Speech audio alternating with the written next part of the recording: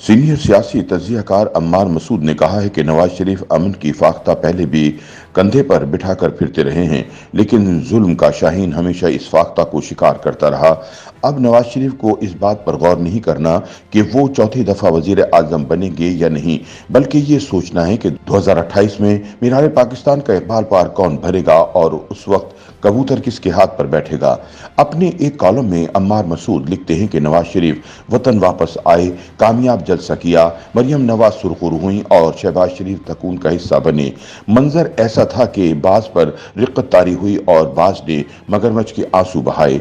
जलसागाह से बाहर भी बेशुमार लोग थे जो नवाज शरीफ के दीदार और बिरयानी के जायके से महरूम रहे। फजा में कबूतर, ड्रोन और गुब्बारे छोड़े गए। नए नगमात जिनमें मरकजी किरदार नवाज शरीफ का था वो रिलीज किए गए। नवाज ने अपनी तकरीर में खुद पर ढाए जाने वाले मजालिम का तस्करा बारहा किया।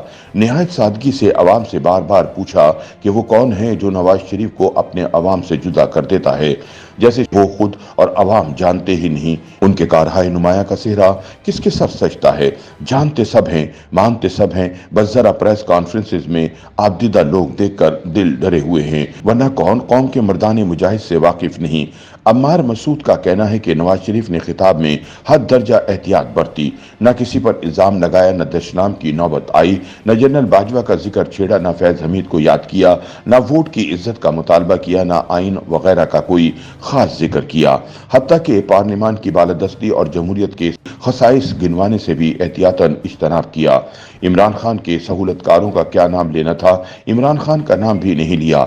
एक दफा शायद सहवन इमरान खान का नाम जबान पर आ गया तो फौरन इसकी भी तरदीद ही मार दी और कहा कि मैं नाम नहीं लेना चाहता। नवाज शरीफ ने तकरीर में अमन का वो तस्वुर पेश किया कि कबूतर उनके हाथ पर आकर बैठ गया, अमन की फाख्ताएं उनके इर्द गिर्द रक्स करने लगीं। वो पैगाम दिया जिसकी मिसाल नहीं मिलती।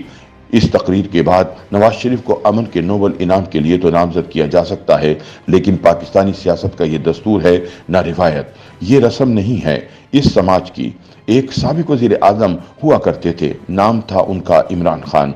वो अपने गुस्से को अपनी सच्चाई की दलील समझते थे, गालियां देने को अपना हक गिरदानते थे, किसी की गीली शलवार को तस्करा मुबाह समझते थे। अम्मार मसूद कहते हैं कि इमरान खान ने एंग्री यंग मैन का तस्वुर बड़ी कामयाबी से बेचा। हालांकि अहम मीटिंग्स में ना वो एंग्री होते थे, ना इस उम्र में इन्हें यंग कहने की कोई जसारत कर सकता है। ये इंतकामी मिजाज अवाम में बहुत मकबूल हुआ। लोग गली मोहल्लों में अपने लीडर की तकलीद में मुखालिफिन का गिरबान फाड़ने लगे।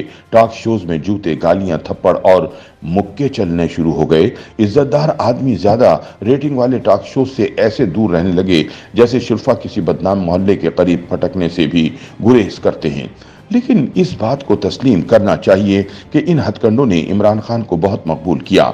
लोगों को यूं लगा जैसे उन्होंने जुल्म की दीवारें गिरा दी, हर नक्शे कोहन को मिटा दिया, एस्टेब्लिशमेंट तक को लिटा दिया। अब हम ऐसा समाज तख्लीक करने में कामयाब हो गए हैं कि जहां मंडेला भी 27 साल जेल काटने के बाद जालिम गोरों के लिए आम माफी का ऐलान करता तो लोगों ने कहना था कि थल्ले लग गया, थल्ले लग गया।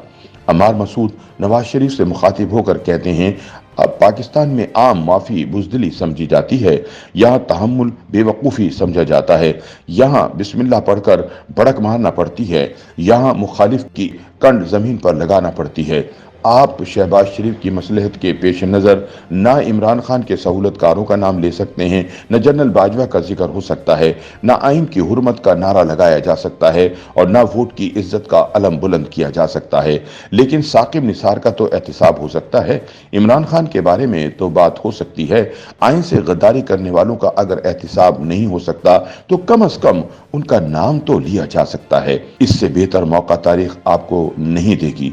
अमन की फाख्ता पहले भी आप कांधे पर बिठाकर फिरते रहे हैं, लेकिन जुल्म का शाहीन हमेशा इस फाख्ता को शिकार करता ही रहा है।